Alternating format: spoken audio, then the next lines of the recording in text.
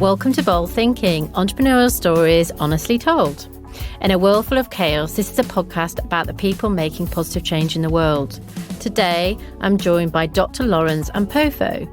Lawrence has been at the forefront of shaping the global discussion on ethical tech, responsible tech, and digital well-being for almost 10 years.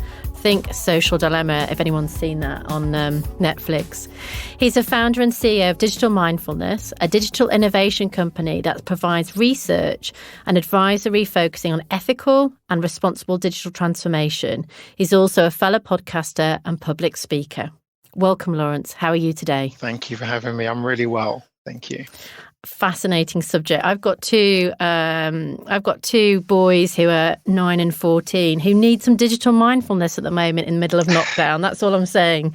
It's driving me bonkers, all their gaming and online. So I'm sure that's far from what you do. So could you tell us a little bit about your consultancy and what you do, Lawrence? Sure. Thank you so much. So digital mindfulness, what I'm really concerned with at the moment is not so much that, there's a lot of talk just now and a lot of techno-optimism about digitization. Everybody's talking about, how, AI is here, how can we implement it? And I think also just with the way that we've been forced to live over the last 12 months, at least, there's been a greater move towards, digitization, streaming, etc. What I'm mostly concerned with is how do we digitize in a responsible and an ethical way?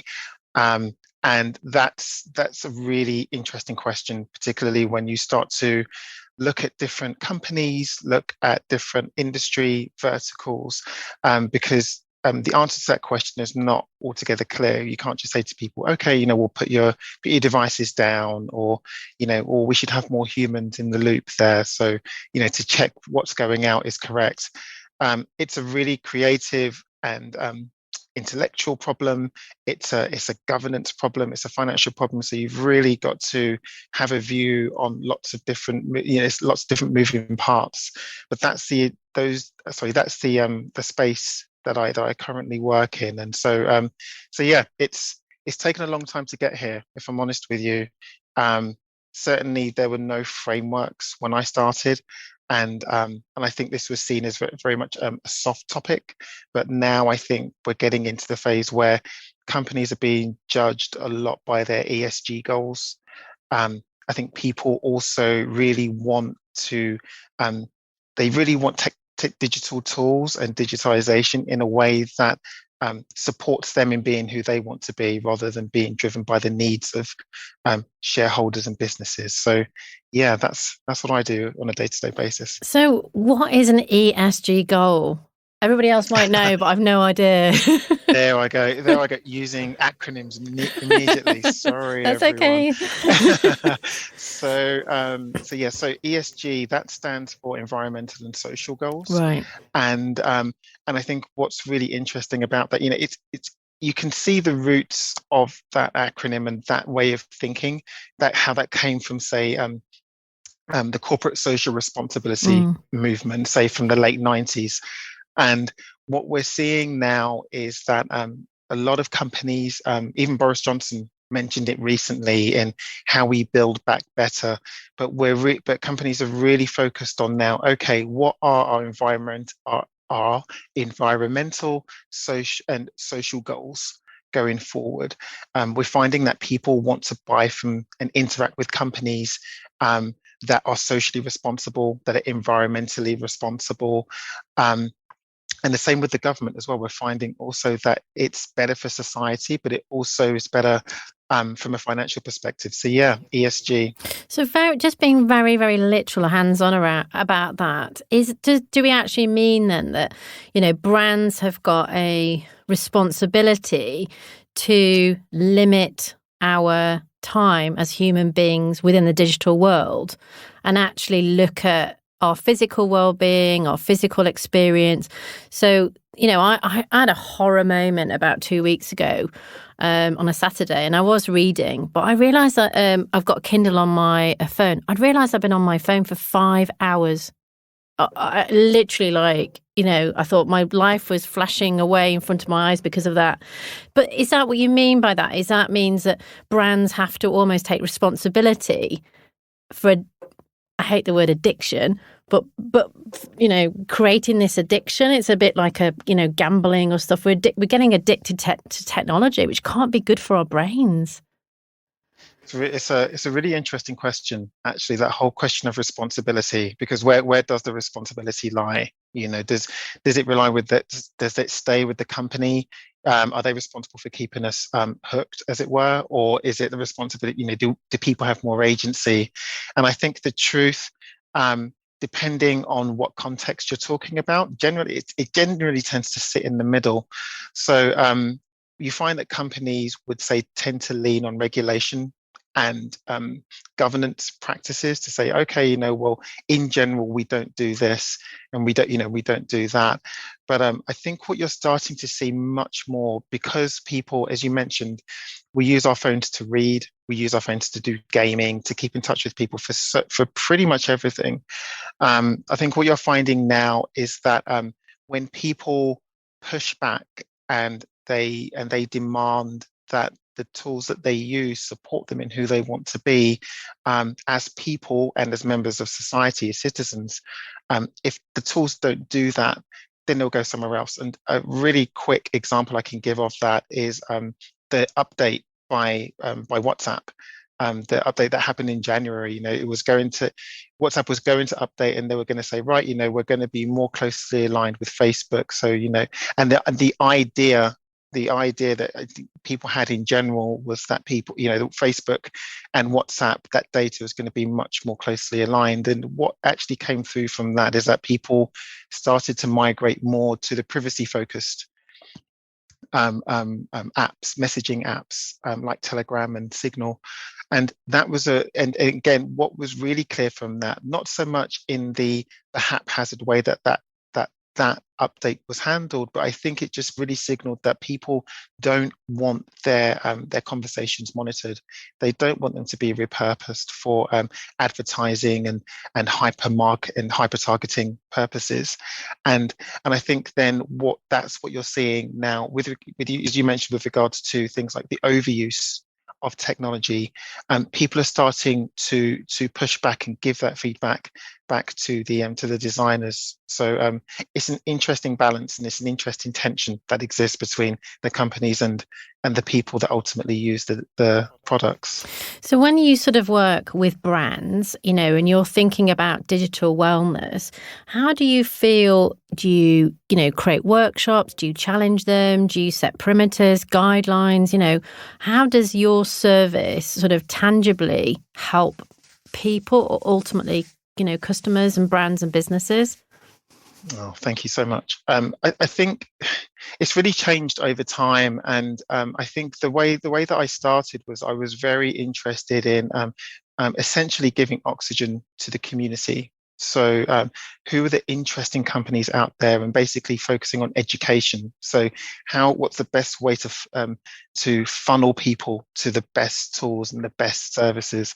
And I think now the thing that I'm much more focused on is, because there's so much there's so much content and so much engagement out there, I'm really interested in education, in things like curation, using the technology better and asking better questions of the technology, asking better questions and finding better solutions. So one of the things that we do is almost taking the think tank model. So working with companies. So one of the things we're working with, for example, is a big media company. Like, how do you produce big media content? If your metric in the past was always eyeballs, it was always the Nielsen rating, so how many people were watching this, it's a little bit irresponsible now to have such a metric, particularly if you're a giant like Netflix, or if you're a smaller channel. And again, that's one of the key metrics of YouTube for a content creator, just minutes watched, and that shows then just how sticky your content was. But if on the long run you're spending hours and hours and hours on your phone or watching YouTube, that doesn't really relate well to people's well-being. So one of the things that we're working on, for example, is the whole thing of human values. So what are And that's a really fascinating question, right? That leads back into digital well-being. So what do people really value when they're watching, when they're consuming visual content? And then how do you design for that? So we give people what they need, whether that's maybe breaks, time off, or better experiences, or and it's really fascinating. It's not an easy question to answer, but those think tank moments and almost the really working together with other human beings to really decide to level up the discussion on digital well-being. Those are the things I'm really trying to do. Do you think that brands are thinking enough about digital well-being? Is that become a hot topic? I think so. I think so. And then almost if you pan out just a little bit and you start to, if we think of digital well-being as um, almost like providing the best possible human or humane experience with digital technologies, when you pan out and look at the overall ecosystem, you're starting to see people talking about ethics. You're starting to see people talking about responsibility with technology.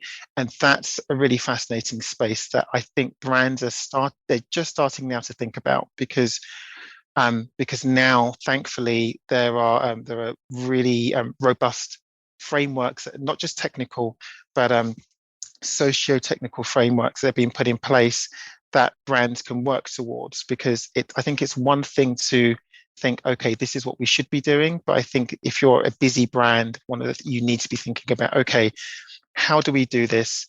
And also, how does this fit into our roadmap? And also, how does this best go into affect or impacts our customers? And so what's really interesting is that in the UK, there are lots of different centres, academic centres and also industry centres that are springing up to answer this very question. And so that interplay between knowledge creation and then operationalizing, we're finding that the UK is really starting to think now about the best ways they can do this. Because of course, if your customers feel good, if your key stakeholders feel good using this technology, they'll stay with you for a really long time. They will buy more, they will engage more, and of course they'll push out. The brand awareness just increases massively. Yeah, I mean, I know exactly what you mean. I mean, I'm afraid to say my 9-year-old was on technology and said a word that wasn't acceptable and then got locked out for 24 hours of the program. And I thought, great. I know I've got to, I can't sit on his shoulder. What I'd really like to see as well is a maximum hour of gameage. I know that's my responsibility as a parent, but after 2 hours, that's it. Boom, shut down. You're out. And that's, it's not Big Brother. It's sort of like trying to be ethical and helping parents. So I suppose what I'm really interested in is, what do you think your boldest business idea is today? There are a couple of I would say that are bold ideas. So I think the first one was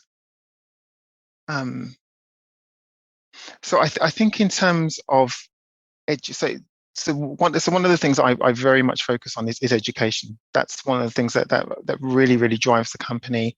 And I think for me, one of the big things, one of the bold things that I've had is focusing less on almost like advertorials. So when people would come onto the podcast, when people would come to our events, I really wanted the people speaking to focus on solving a problem and really giving. And maybe this sounds a little bit trite and not so very bold, but I think when you're in these situations, you're really driven by. I didn't want to be so much driven by. I wanted to be driven much more by the needs of people. And when we did that, when we really started to focus on, okay, your book is out and that's fine, but people are really going through this, and your new product is out. People really are. People have trouble going to sleep at night. They have real trouble. People have trouble putting their phones down.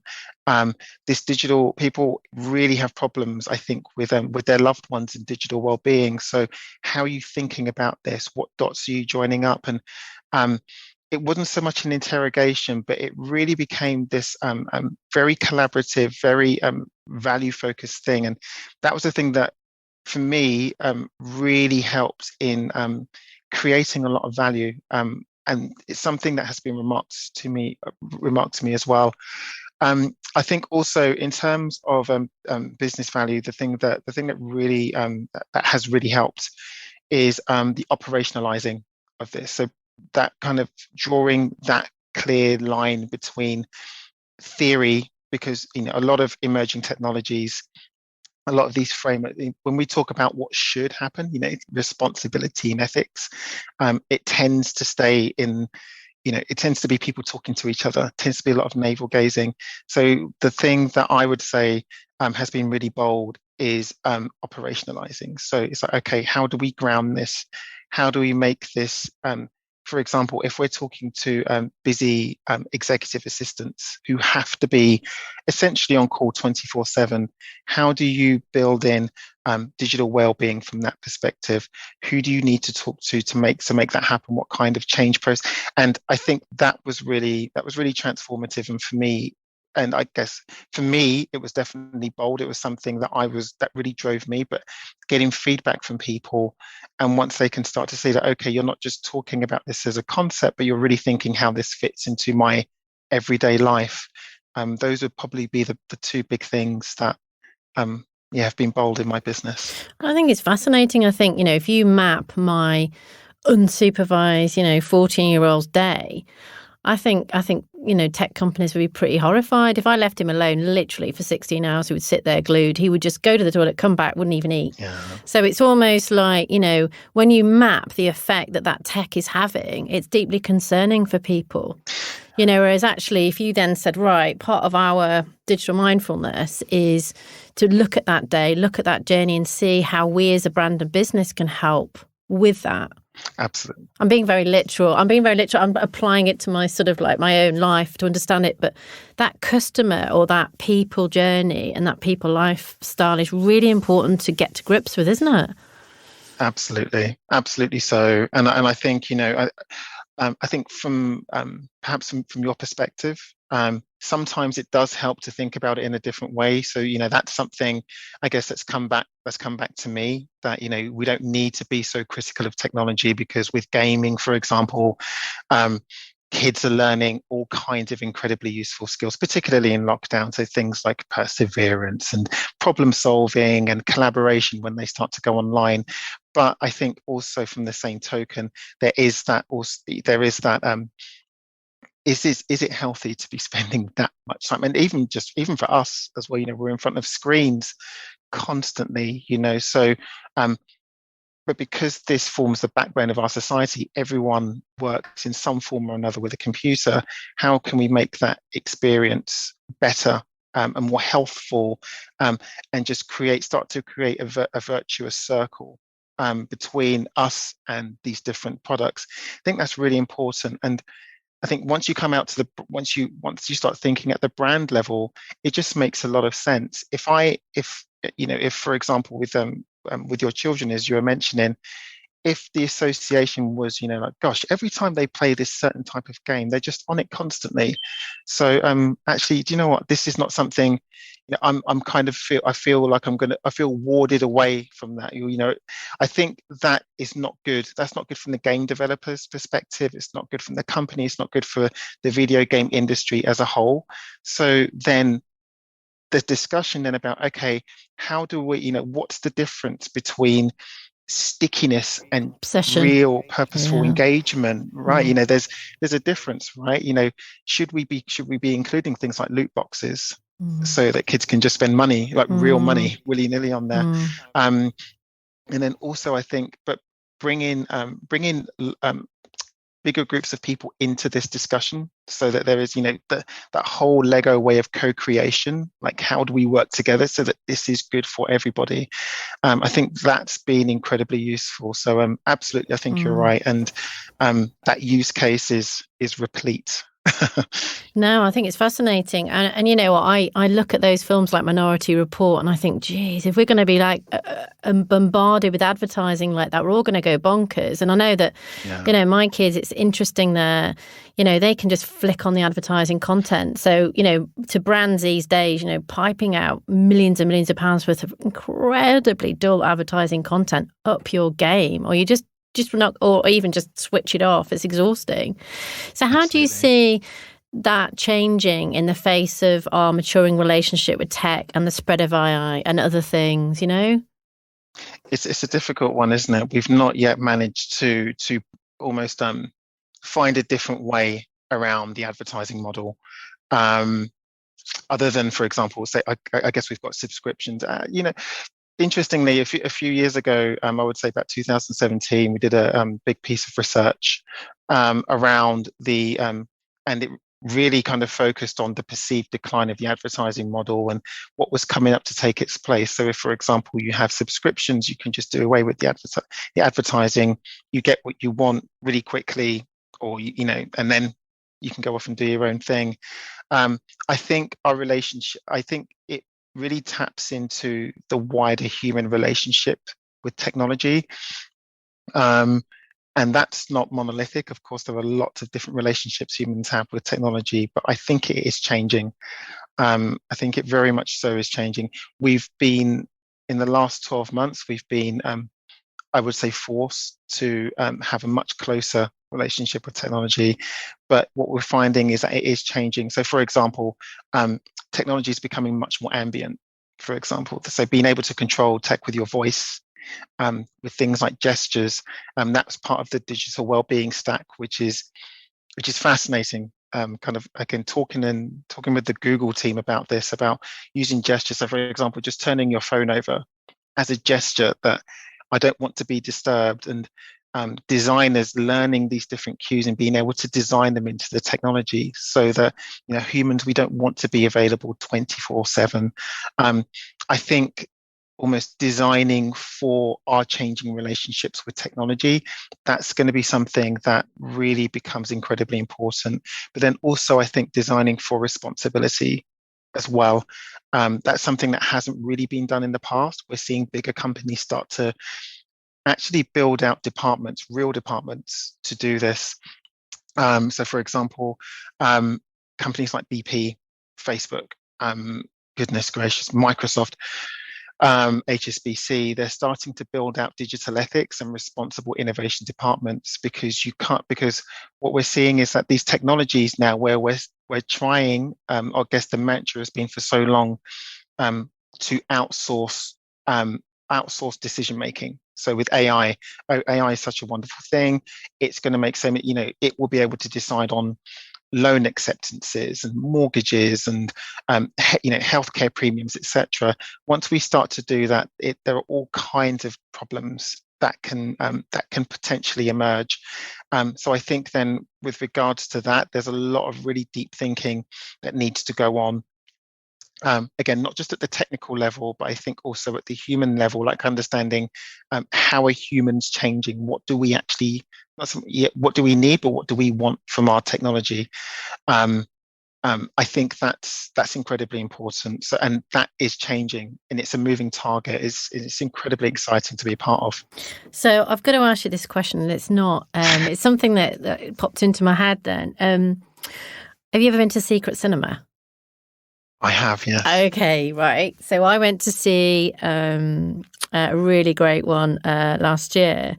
And when you walk in, it's obviously, got these amazing film sets and stuff like that. You had to drop your phone in a locker before you went in. So obviously there's two things behind that. One is you can't take any photographs.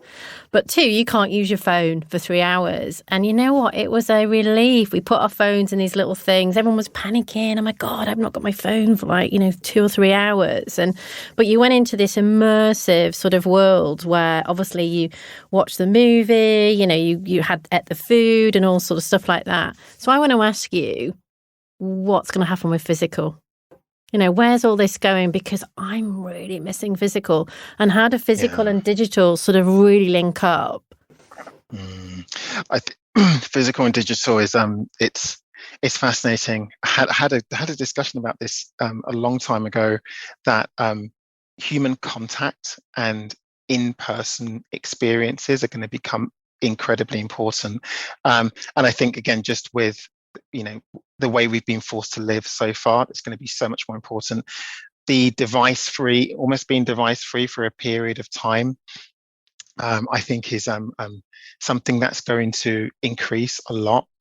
So there'll be experiences at the edge, right? So at one side, and from one side, of course, we're going to have our cameras with us. There are going to be, I think, in-person events where it's they're almost set up to have phones, or they're set up to be digitized, which is fine. And I think there's a bit, they've been around for a while. But I think also I'm starting to talk a lot more to people that are providing device-free experiences. So, for example, hotels, really focused on, say, busy people who are traveling around. They're providing device-free experiences, and it's fascinating. It's fascinating the effect that that's having on customer retention, customer engagement. Finding, for example, so things like education as well, where the devices are actually put away and the emphasis is much more on the children interacting. That's incredibly interesting. But I also think that, again, just our understanding of I hate to use the word optimal, but the best ways for humans and the technology to interact in a way that's ambient, that doesn't distract us, that doesn't take our gaze away from the most important thing, which are our human relationships. Actually, technology just supports all of that. I think that's incredibly interesting. So the developments, and again, happy to talk about this for ages, but the developments around, say, augmented reality, that's really interesting. So the technology, it comes when it's needed, that it disappears when it doesn't have to. That was that was Mark Weiser's dream. Mark Weiser was, he's not here now, unfortunately, but he was one of the pioneers from Xerox PARC in the 70s, 80s, and 90s. And one of the papers that he wrote was about exactly this, that we're getting, in the 90s, he was saying, we're getting computing wrong when we think that it's got to be in front of us and distract us from what we're really doing. Actually, technology should be something that supports humanity, and it should be in the background, and a little bit like a kettle. A kettle doesn't distract us. It's there when we need it, and it's not there when we don't need it. And yeah, so that's what I think will happen. I love that. Have you ever seen that cartoon, Wall-E? Wall-E. Yeah, Wall-E. The bit where they're sort of all sitting in the spaceship looking at the screens. I feel like we're there. I feel like we are absolutely in that sort of cartoon at the moment. And all we need is a plant to grow next to us, or something, and suddenly we'll all realise that nature's out there. And I think it's, you're right, that sort of whole, I love the idea of it being sort of like integratedly seamless, not like an absolute blocker. Absolutely. I think that's absolutely fascinating. And I love your ideas around the hotels and, digital detoxing and actually having permission to do it. Because if you don't go back to someone within 4 minutes, they, where are they? Even my mom's now doing it. So, that's absolutely, brilliant. I love all that sort of stuff. So, just back to, I'm just going to ask you a bit more of a personal question. So what's a doctorate about? Doctor. Go on, doctor. So I'm going to be a doctor. You should be. It's amazing. No. Lots of people, so people sometimes ask me, and I think they're put off by the length of time it takes to get your doctorate in whatever, medical doctorate or PhD, but it's the most, if you're intellectually minded, it's the best thing you can do. It's like a little business, and you get to read and contribute to the field. It's fabulous. Anyway, so my PhD, so it's in politics and international relations, funnily enough, and so I started that. I remember pitching for it in 2006. I really pitched on what the interrelationship was between international, like political movements, but also how digital technology, how social media basically influence that. And of course, that's not even a question nowadays. You would never get away with doing that at any institution. But in 2006, when I started, YouTube was about a year old. There was no Twitter. I was leaning my hypothesis was, I think social media has an influence on political behaviour, and, and I was leaning on things like I know, hilarious. And so, I was leaning on message boards and things, and basically then I just had the time to explore that, but also just track these different digital ways. So there wasn't an iPhone. Oh God, that sounds so old, but there was no iPhone. There were no smartphones whatsoever. So, but that was really interesting, seeing how things like SMS. could be used to coordinate groups of people. And then as things went on and, the Obama administration came in and using hyper targeting for political campaigning, that's where I got to. But I think when you start looking at political behavior, it's really negative. It's if you're in that day in, day out, it can become quite a drag. And so I started then, that's why I built Digital Mindfulness. I just started to think, okay, how can technology be used to positively influence humanity? And I haven't stopped. Yeah, I mean, you're actually, really ahead of your time. What year did you come up with that in Digital Mindfulness? That was, started that in 2013. Wow. Yeah. And now we're literally like, everyone's crying for it. Please be more digitally minded. Oh my God, that's crazy. No, that is absolutely brilliant. Well, listen, thanks, Lawrence, for your time today. And thank you for listening to Bold Thinking, Entrepreneurial Stories Honestly Told. You can find more links about what we discussed in the show notes, including Lawrence's consultancy, Digital Mindfulness, and his own podcast, which makes for fascinating listening. If this episode has got you thinking, share your comments on LinkedIn, Twitter, or Instagram, or contact us at hello@thehonestbrand.com. And join me next time to hear from someone else who's making positive change in the world. Thank you, Lawrence.